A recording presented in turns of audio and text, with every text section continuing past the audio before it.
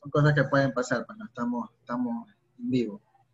Por favor, les insisto nuevamente, si tienen alguna pregunta, me parece importante aprovechar que los especialistas, quienes están realmente haciendo estos procedimientos día a día, pues nos puedan dar su opinión y comentarios, o como lo ha dicho John y Enrique esta vez, un tip, ¿no? Que a veces los detalles son los que realmente cambian el pronóstico de los pacientes. Si tienen alguna pregunta, por favor, si desean preguntarla o escribirla, no hay ningún problema, yo la leo y la contestan. Alguno de los expositores, todavía veo que John está conectado. Enrique, yo tengo, como siempre digo, muchas preguntas. Me pareció importante lo que mencionaste, ¿no? Que también lo dijo John con respecto al PIB y la PAFI, porque no solo es una presión que mantiene vivo al paciente, pues mejorando su hipoxemia, sino también tener cuidado al momento en que se hace la dilatación, porque ya estás haciendo permeable la vía aérea y nos vemos expuestos, ¿no? Eso voy. Y bueno, sí, muy cierto lo que presentaste de las guías. Te cuento que hubieron una serie de casos, pues, unas unidades de cuidados intensivos en Nueva York, en que ellos proponían la traqueostomía entre el 5º al 6º o 7º día, porque a veces uno pide y piensa que el PCR ya es negativo y está con más seguridad de poder hacerla. Y bueno, en la exposición está ahí frente, ¿no? Pero a veces el paciente sí se beneficia, como tú lo mencionabas en ese momento, ¿no? De hacer el procedimiento. ¿Han tenido alguna oportunidad de tener que hacer a un paciente tan temprano una traqueostomía, quizás por trauma y penosamente, conjuntamente con COVID?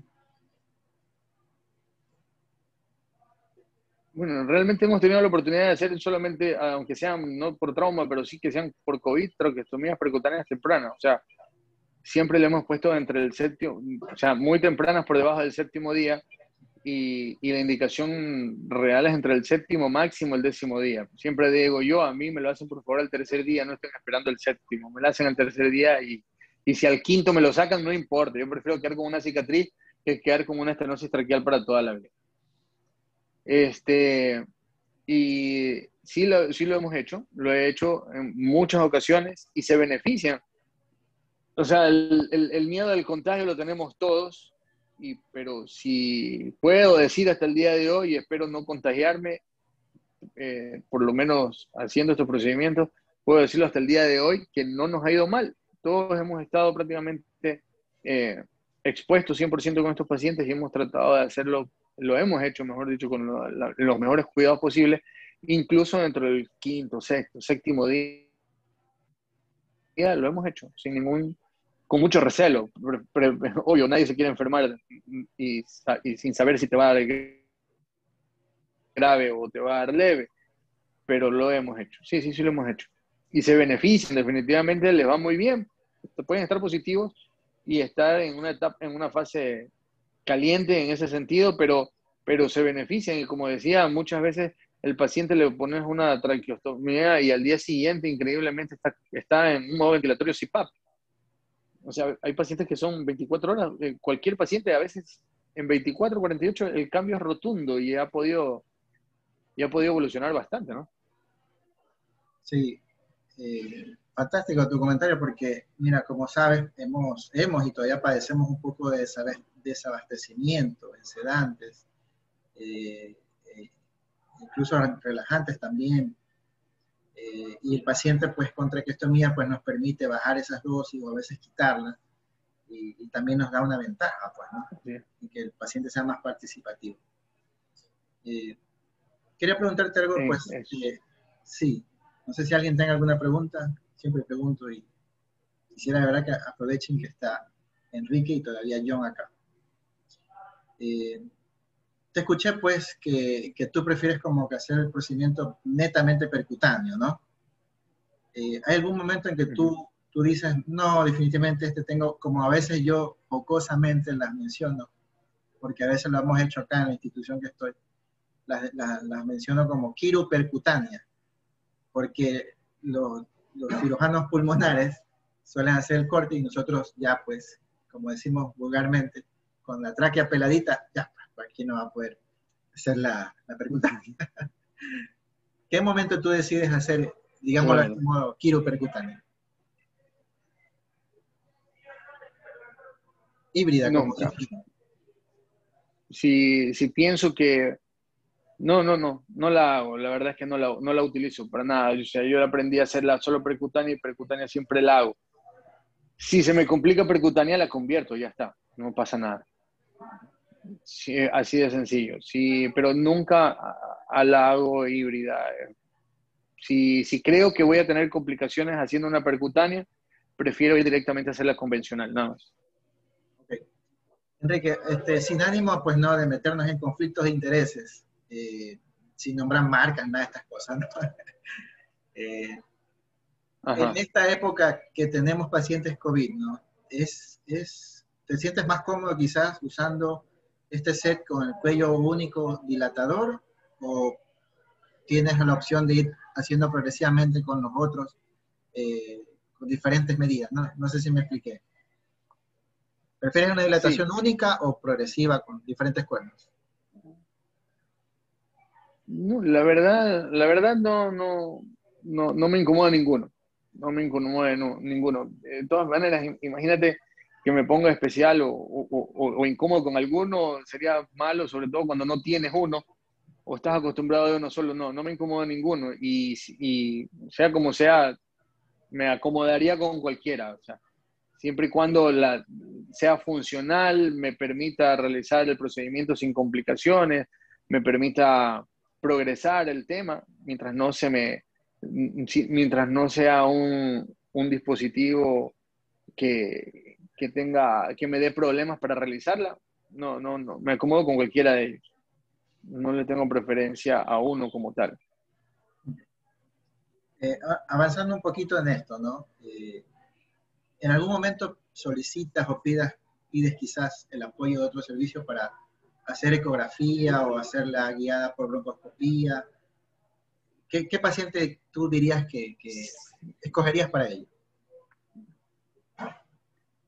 La verdad es que sí tiene que ser como que, o sea, a veces soy como muy necio y normalmente no creo que no los llamo, pero sí he hecho con broncoscopía flexible e incluso guiados con eco, o sea, no es una locura, o sea, eso está escrito, te da mayor seguridad, 100%, o sea, yo no veo mal que alguien lo haga, no, jamás voy a decir, lo está haciendo con eco, por eso es fácil, o no sé qué, no, jamás. O sea, está muy bien, te da mayor seguridad, definitivamente. Y creo que lo haría con algún paciente que tenga muchas dudas y que sea como que indispensable hacerle la traqueostomía en ese momento y que sea casi que no tenga cuello, que sea muy obeso y que no tenga por dónde ir. Creo que lo haría dirigido por broncoscopía y, y este paciente a lo mejor ni siquiera con el eco nos ayudaría mucho, sino mejor la broncoscopía o algo así, ¿no? O sea, no lo veo mal que se lo use, pero realmente no lo uso. Pero sería un paciente así como que muy complicado, no me ha pasado que yo diga, necesito hacer de todo para poder estar seguro. No me ha pasado.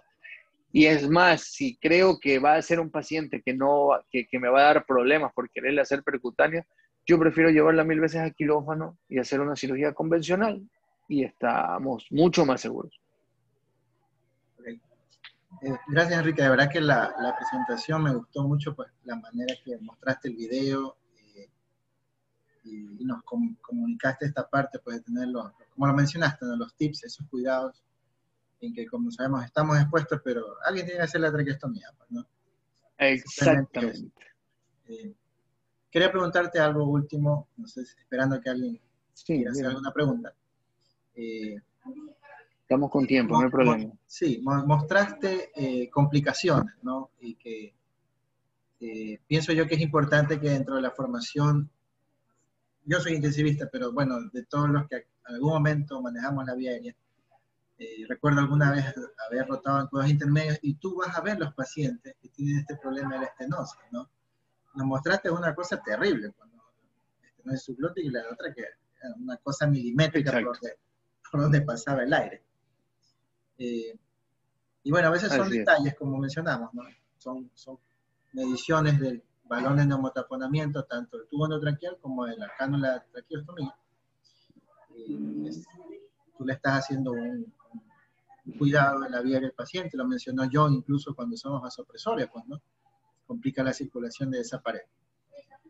La pregunta es, ¿no? Que lo mencionaste, este paciente termina yendo muchas veces a varias intervenciones, a varios procedimientos.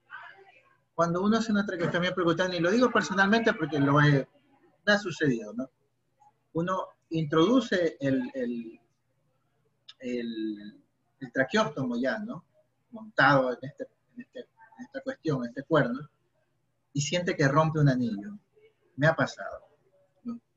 Dicen que el que no ha hecho porque no intenta. No le ha pasado porque Así es. no lo ha hecho, ya. ¿Qué daño hacemos a romper anillos? ¿Qué sucede? Sí. Mira, realmente eso es una cuestión, un conflicto interno que tengo yo con la traqueostomía percutánea. Por eso te lo Antes pregunto. de que, antes que yo usara mucho la traqueostomía percutánea, yo la verdad es que defendía mucho la técnica abierta, la defendía en el sentido de que evito lesionar la tráquea.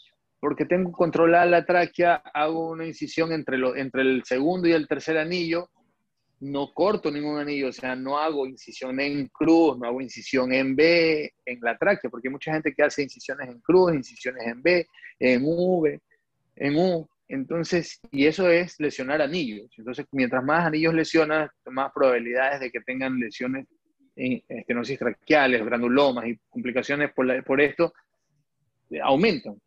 Entonces, ese siempre fue el conflicto interno que yo tengo, que cuántos anillos no dañaré, cuándo yo caeré, cómo saber que, caer o no caer en el anillo.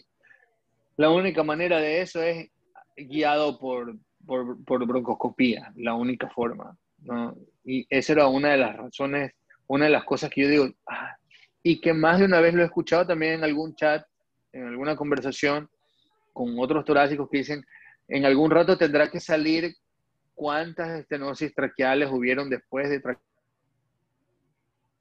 todas estas traqueotomías percutáneas en el mundo, porque si te das cuenta, esos estudios no hay. ¿Cuánto es el porcentaje de estenosis traqueales post-traqueostomías percutáneas? Pero nadie lo ha hecho ahora, o sea, por lo menos no lo he visto en los últimos meses que haya salido algo así que te diga está proscrita o está, sigue siendo prescrita o alguna cosa así porque no daña o porque lesiona menos. Esa es como que una de las desventajas que yo le veo, no saber exactamente si vas a dañar o no vas a dar un anillo. Al dañarlo, pues definitivamente te corres el riesgo. Tuve un colega que se lo decanuló y tenía una exposición de un anillo traqueal. Incluso yo quería, en mi ser quirúrgico, tenemos que sacar ese pedazo de anillo porque se va a quedar hacia adentro, va a ser un granuloma y después eso puede crecer a la luz. Creo que tuvo suerte de que en ese rato estuvo el neumólogo y dijo, esperémoslo un ratito. Y él evolucionó de una muy buena forma, pero otros no evolucionarán así. No, hay unos que evolucionarán muy bien, se cicatrizará mejor el anillo y hacia afuera. Hay otros que cicatrizan muy mal hacia adentro, hacen unos granulomas horribles y después la reacción inflamatoria es fatal y terminan estenosando.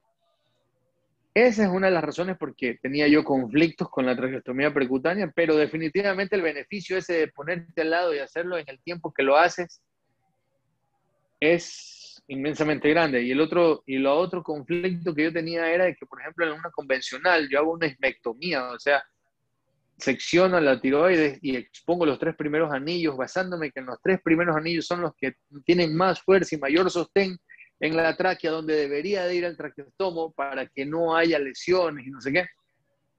Y eso no lo haces acá, no lo sabes, ¿no? Caes por debajo, caes por atrás de la tiroides, o caes en cuarto, quinto anillo, y entonces esos eran como quien dice los principios de la convencional que yo tenía muy claro y que por lo que la defendía y las cosas que no podía asegurar en una percutánea. Pero, pero definitivamente la percutánea me parece muy buena porque el tiempo quirúrgico es menor, no por mí, sino por el paciente. Y la exposición en estos momentos es mucho mejor. Gracias, Enrique. Sí, pues es beneficioso y siempre, pues, como digo, no me gusta hablar esto de héroes, heroínas, sino gente que debe estar donde debe estar, ¿no? Tenemos que hacer lo que tenemos que hacer. Bueno, no sé si alguien más tenga alguna otra pregunta, la verdad que sí, estamos creo bien de tiempo, aprovechando que está aquí Enrique.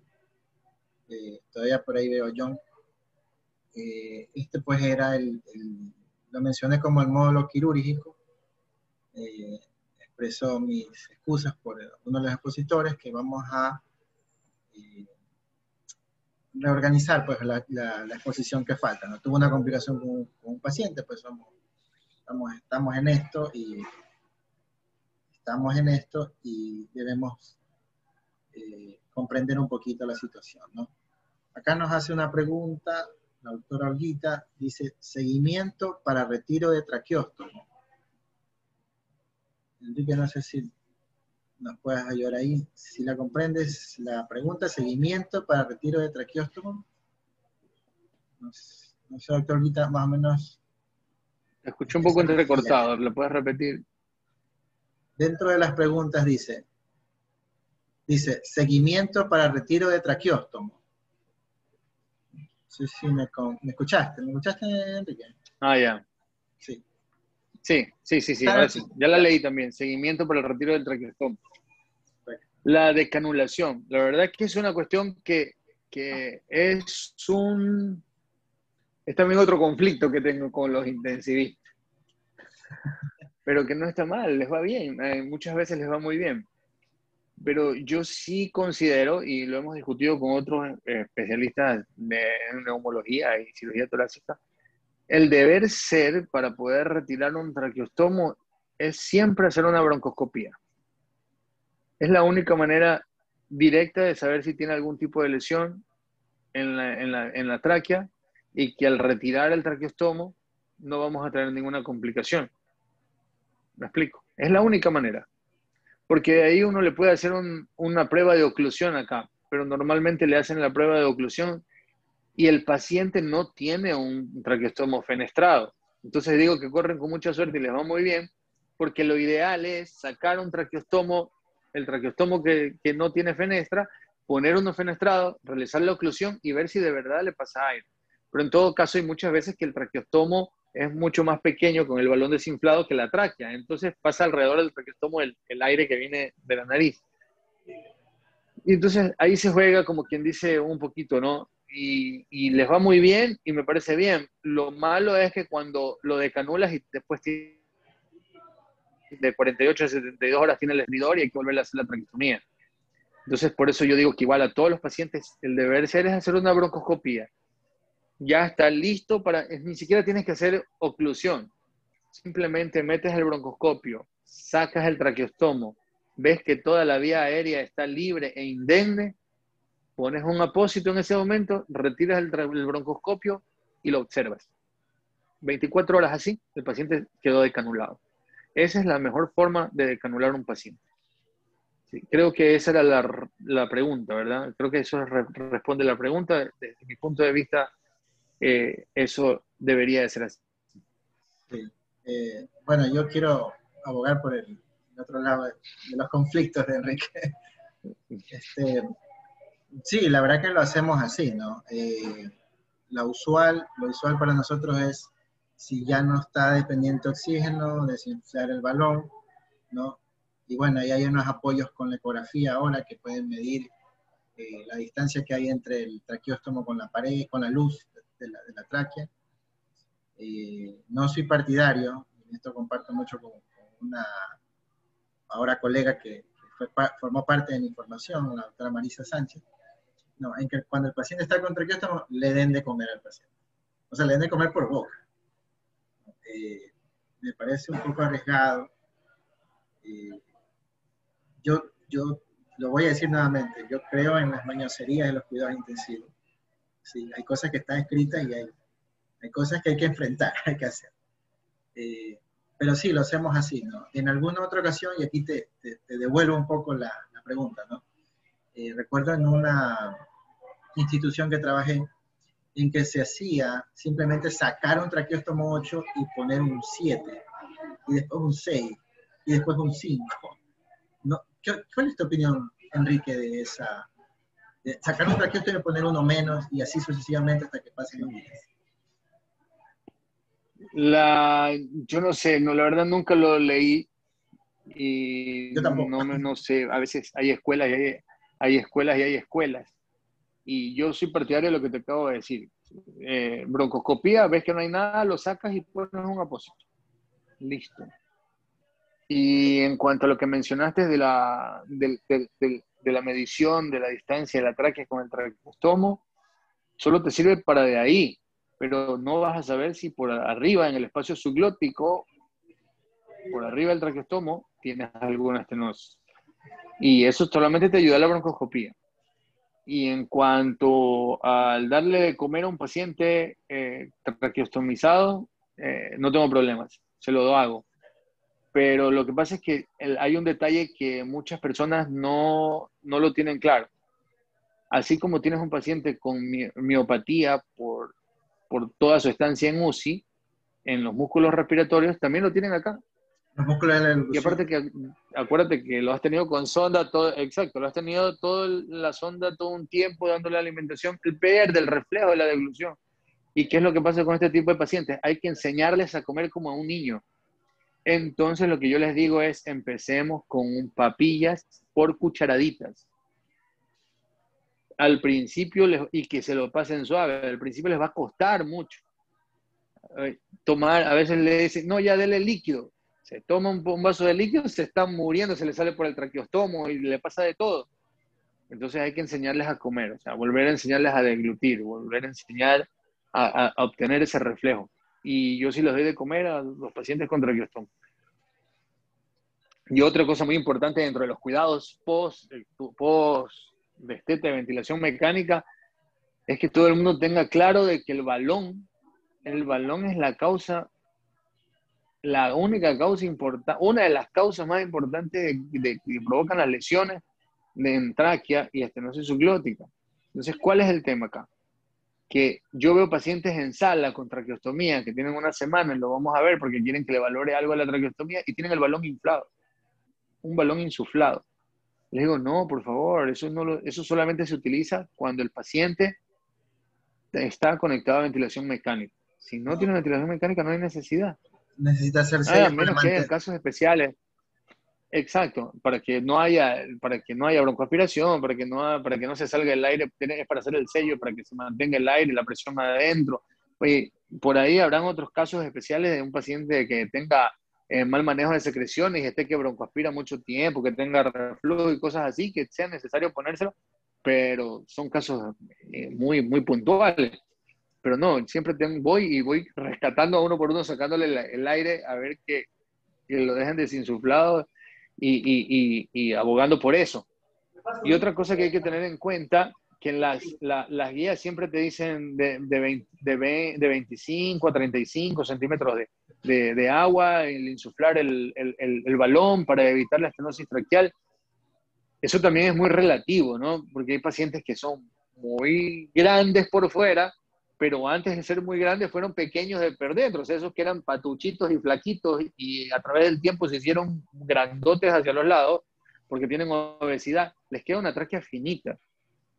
Entonces lo ven grande y asumen que tiene una tráquea grande y mentira, tiene una tráquea finita. Entonces yo creo que muchas veces no hay que solamente basarse, el valor es como muy referencial. Pero me pasó que, por ejemplo, yo tengo un amigo que él es mucho más alto que mí y yo mido 1,70, él me dirá 1,80. Tuvo un evento cerebrovascular y yo no tenía nada que ver ahí con la neurocirugía y todo, pero yo iba todos los días a verle el balón y a pelear porque no le dañen, porque ese balón no esté bien en su... Mira, no tengo nada que hacer, solo quiero ver ese balón. Iba a ver el balón y le decía, por favor, lo que yo opto es insúflalo hasta donde la máquina no te pite fuga. Porque no todas las tráqueas son iguales. O sea, el libro te dice, la tráquea es un anillo en arco en C y con una membrana posterior, la par membranácea. pero no todos los tráqueos son iguales. Hay tráqueos triangulares, hay tráqueos con la herradura mucho más cerrada, la C más cerrada, que la anatomía no es uniforme para todos. Entonces, el balón no va a ser la misma medida para todos al fin de cuentas. Entonces, muchas veces tengamos ese valor referencial y luego ver que utilizar los centímetros de agua lo necesario para que no haya fuga del ventilador mecánico. Esas son mis recomendaciones, sobre todo con el tema del balón, que es lo que más daña al paciente. Aparte de las posiciones, el tubo endotraqueal, la tracción, la caída, hacen acodamiento del traqueostomo o del tubo, y por eso esos brazos que tenemos ahí en la piel de los ventiladores, y esos provocan lesiones laterales, ¿no? Entonces cae hacia lateral y hace presión sobre las paredes de la tráquea, dependiendo de para dónde lo traccionen, el tubo o el traqueostomo. Entonces son muchas cosas que hay que tener en cuenta, que eso pareciera que no hiciera nada, pero hace mucho daño cuando no se lo maneja de manera adecuada, como todo en la medicina. Los detalles, ¿no? Los detalles cambian los Sí, pronósticos del paciente. se nos pasan. Sí, el tubo, es muy cierto lo que tú mencionas, ¿no? La punta del tubo endotraqueal hace de cúbito, también hace de cúbito dentro de la luz traqueal. Acá tenemos otra pregunta, ¿no? Así es. Nos menciona, ¿cuál es el promedio de días de retiro? Me imagino que el traqueótomo. No sé si quieras contestar. Promedio, no sé, yo la verdad es que promedio día, o sea, para cuando ya decidí retirar un traqueostomo. O sea, si el paciente ya estamos seguros que no va a volver a necesitar la ventilación mecánica, es relativo, porque muchos pacientes salen decanulados de la UCI, a intermedio salen decanulados, o sea, y lo desconectan hoy día, mañana lo decanulan hoy, por ejemplo, y pasa 24 o 48 horas, a veces por alguna otra razón ahí, y pasa bien, o sea, no le pongo no recuerdo haber leído que tantos días son para decanular. O sea, si ya no necesita el ventilador mecánico y en 48 horas, que es lo que uno espera, que no tenga, que es lo que uno espera para que no regrese a ventilación mecánica, uno ya puede ir pensando a las 72 horas o al tercer, cuarto día en hacer una broncoscopía, retirarlo y ya está. Sí, yo creo que la pregunta iba también O en el sea, lo sentido, relaciono a eso. sí, en el sentido de que, bueno, siempre en nuestros textos, por decirlo así, de medicina intensiva y la formación nos inculcan este chip de el momento en que tú, por decisión clínica, intubas a un paciente, ese mismo día debes empezar a pensar cuándo lo vas a extubar. En el momento en que tú decides en que es el momento oportuno, adecuado en realizar la traqueostomía, en ese momento tienes que empezar a pensar cuándo lo vas a decanular, ¿sí?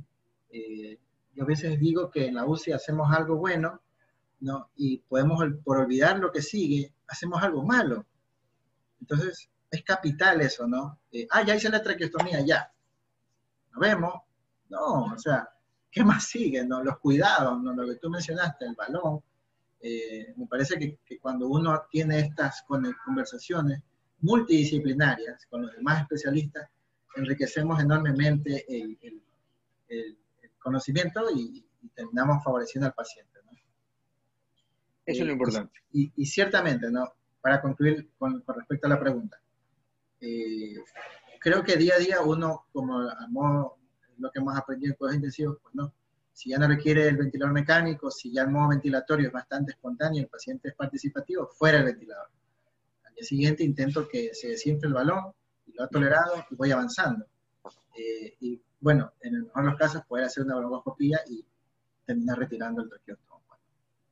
Sí, escucho. Ahora, como para acotar antes de que se me pase, también va a depender mucho de cuándo retirarlo, si lo podemos ver los días. No todo paciente se le puede retirar, porque hay pacientes que todavía tienen mal manejo de secreciones, hay pacientes que tienen secuelas neurológicas en las cuales está indicado mantener una traqueostomía definitiva, por ejemplo.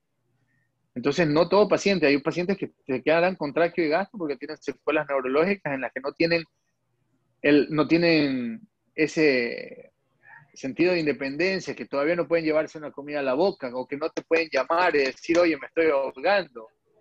¿Me explico? Entonces, ese tipo de paciente que no es independiente, que no es autónomo, es difícil sacarle un traqueostomo. Entonces, él va a depender. Yo he visto pacientes que han llegado después de un politraumatismo con accidente de tránsito y han salido a sus casas y los mandan a la consulta para que le vean el tema del traqueostomo cuando lo saco y tienen un déficit neurológico importante que no lo puedo hacer porque prácticamente lo puedo condenar a que le pase un accidente en horas nocturnas. ¿Y cómo sacas a ese paciente? ¿Qué haces? Me explico. O sea, se puede morir ese paciente en la cama porque no puede llamar a nadie y decir me estoy ahogando. Entonces, ese tipo de paciente hay que saber cuáles sí. Estamos hablando ahora de los pacientes que ya que tiene independencia, que puede comer solo, que te puede llamar, Julio, me siento mal, o te puede, de alguna forma, decirte algo. Pero el otro tipo de paciente no, a eso sí hay que tener un poquito sí creo que por ahí va la pregunta también, eso hay que ver, el tipo de paciente al cual hay que, cuándo sí, cuándo no. Ok, quería retomar un poco algo que mencionaste y, bueno, ponerlo en contexto de lo que estamos viviendo, ¿no? Hay ahora las UCI COVID y las UCI no COVID. En respecto a los pacientes COVID, bueno, sabemos que necesitamos usar relajantes musculares, como el día lunes, Ricardo desde España nos contaba la experiencia en su UCI en las Islas Canarias, que usan relajantes musculares 7 días, o sea, le ha tocado utilizar 7 días, ¿no? Sumado a que uno de los tratamientos que se ha visto que es beneficioso para el paciente COVID es usar corticoides, que también podría contribuir a la miopatía del paciente crítico, ¿no? Entonces, como bien lo mencionaste, es un paciente que, así como lo vemos, flácido, que ha perdido tono, que no tiene fuerza muscular, tampoco va a tener facilidad para deglutir, ¿no? Eso creo que es importante tenerlo en cuenta en nuestros pacientes, ¿no? La decisión siempre pienso que tiene el criterio clínico importante y nos podemos ayudar con otras herramientas, ¿no? Algunas otras cosas que podemos usar. Siempre le digo, o trato de recordarlo yo y mencionarlo a mis residentes, en que mientras más variables o factores cojamos para tener un criterio clínico formado y decidir, será mejor. Es decir, no solo guiarnos por una cosa aislada, sino tengo más cosas que hacer. Tengo más pruebas que poder hacer el paciente, si lo permite, ¿no? Más la decisión clínica, voy a hacer un juicio beneficioso para el paciente. No sé si alguien... Sí. Enrique. No, sí, te iba a dar la razón, ¿no? Siempre hay que ver la mejor forma antes de tomar una decisión. A veces, sin exagerar tampoco, ¿no? Aprendiendo a agarrar lo más importante como para minimizar el gastos también, que eso es importantísimo, ¿no?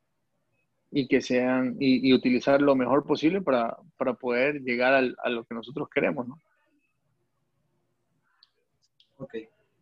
Bueno, para concluir, no sé si alguien tenga alguna pregunta, aprovechando que Enrique está por acá. Ahí Maritza, hola Maritza. Tiempo ya. No sé, bueno, te la leo, Enrique. Dice, buenas noches, doctor Gagliardo. ¿Cuáles son las recomendaciones al pronar a pacientes con traqueostomía? Bueno, la verdad que de eso más hablaría el doctor Salas, que está metido en la terapia intensiva y es el que le va a tocar hacer todo eso.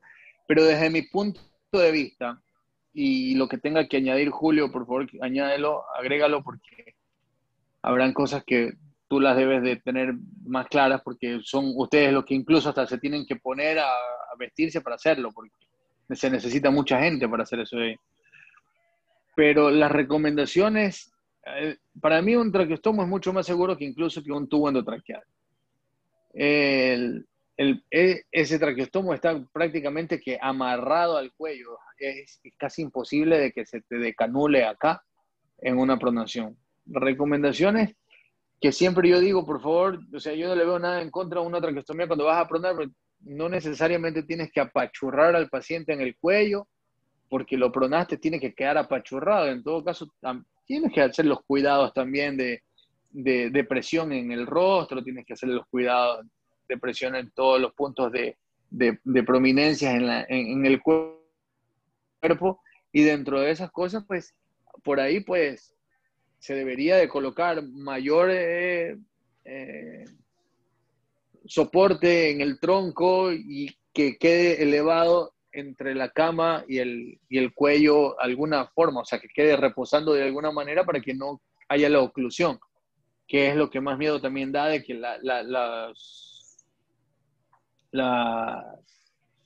las líneas de oxígeno se ocluyan, se desconecten y todo eso. O sea, yo creo que mayor son cuidados muy relativos a la posición, nada más.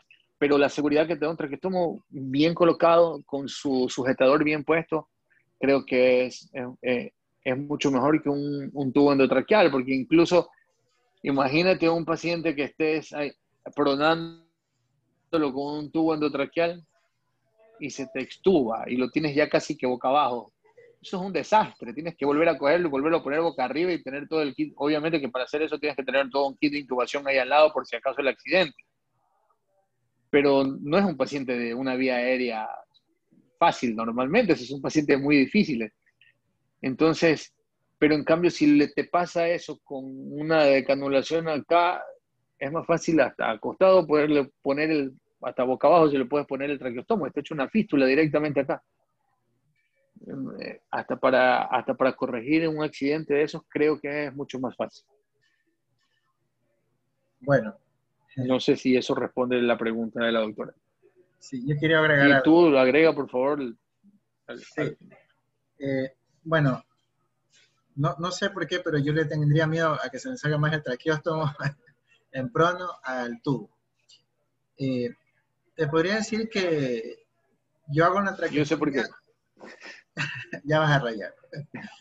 No, es que es la verdad. O sea, ¿Te sientes más cómodo? cada uno está más confiado de lo que uno hace todos los días.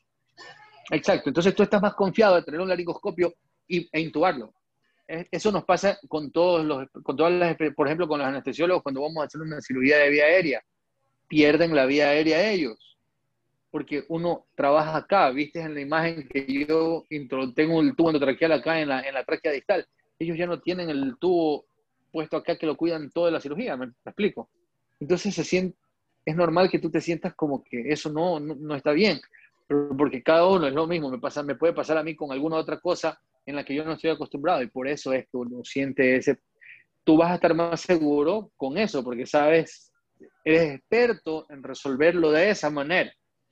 En cambio, yo me siento seguro en la otra porque sé que voy a poder meterlo fácilmente en el cuello. A eso me refiero, no es raye. No, lo digo en buen diálogo. Bueno, quería Lo decir sé, dos lo sé. cosas, ¿no? Bueno,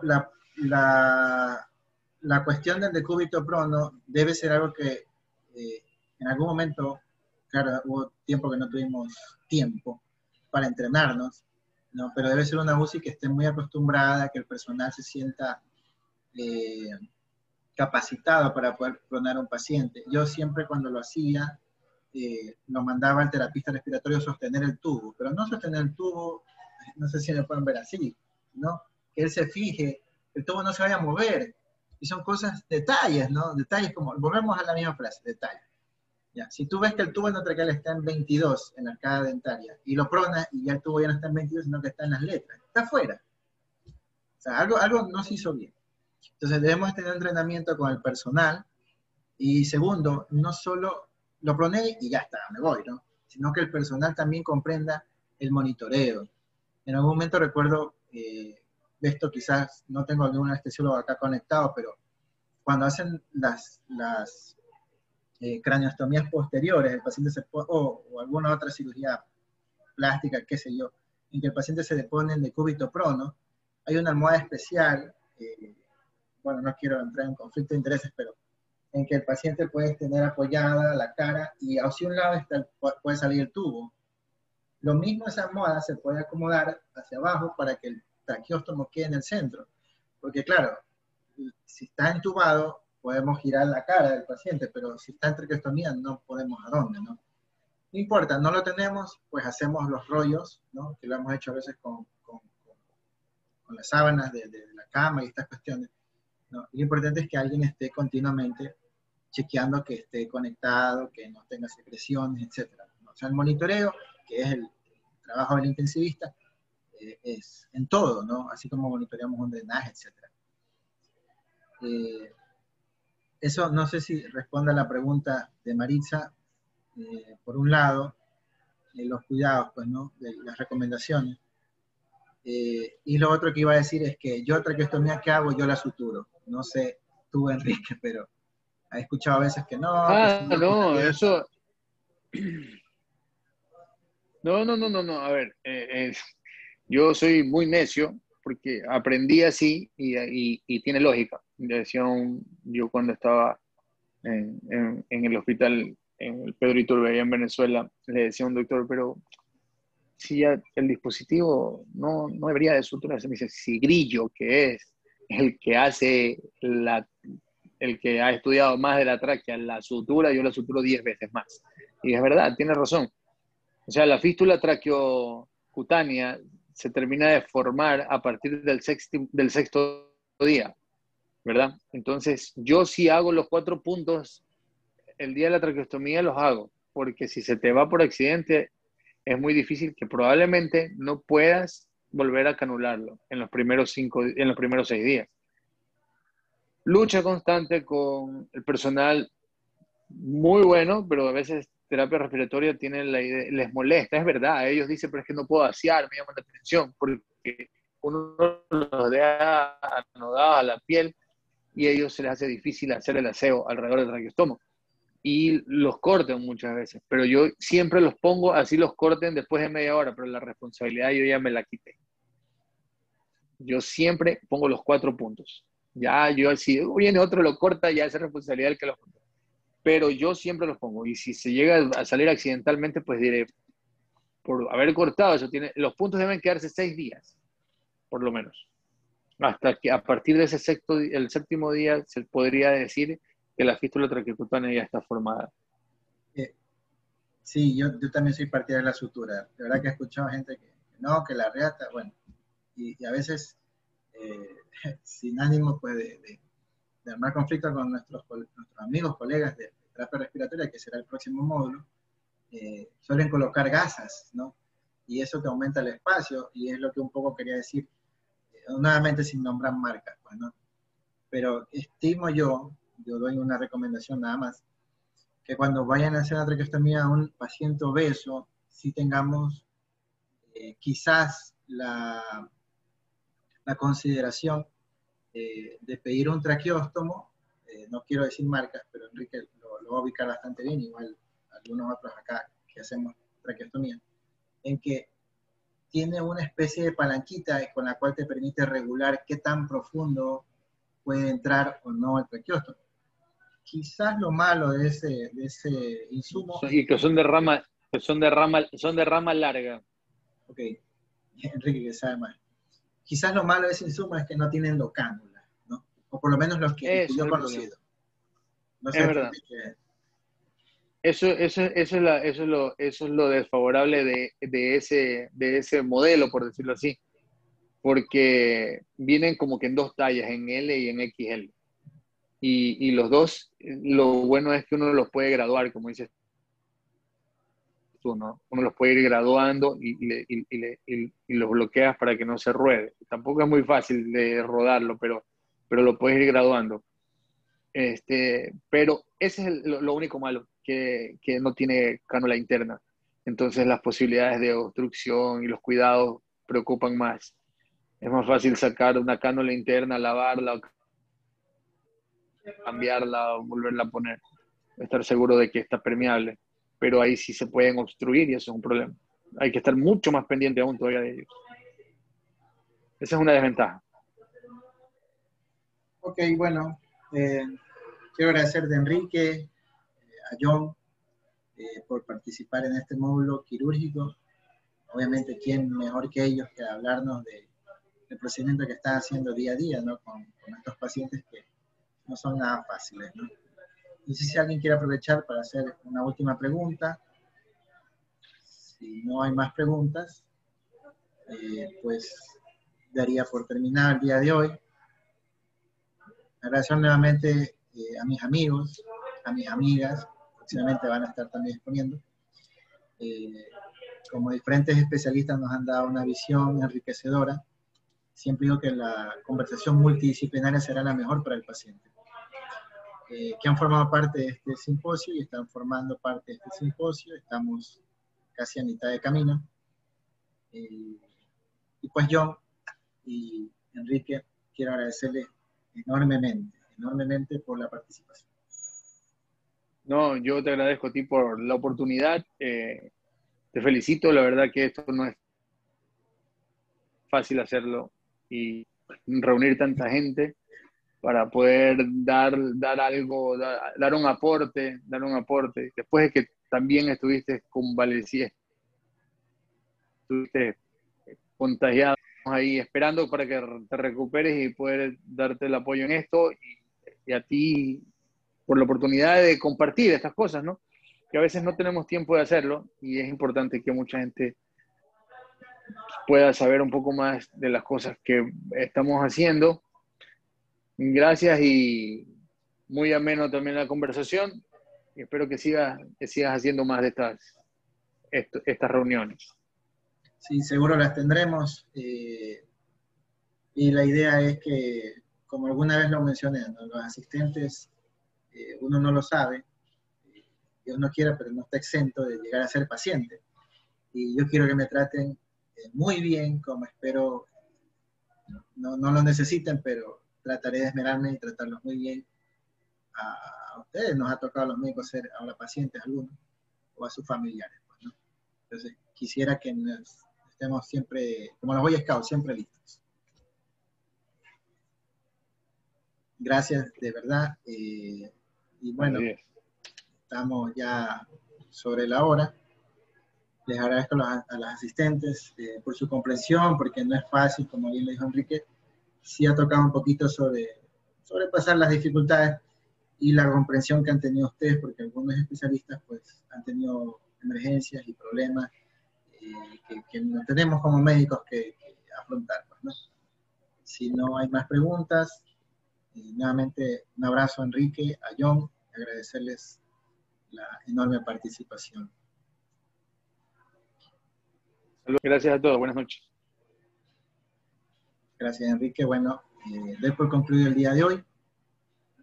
Ya saben, las exposiciones van a ser subidas en el canal de YouTube, ya le compartí anteriormente. Y pues es todo.